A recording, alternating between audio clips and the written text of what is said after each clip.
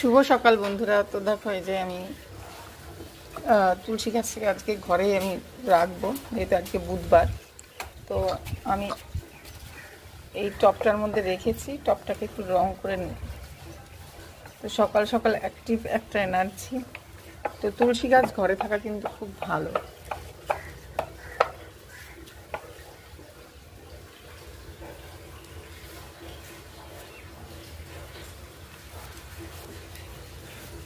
এটা হচ্ছে ফেব্রিক ছিল, দেখো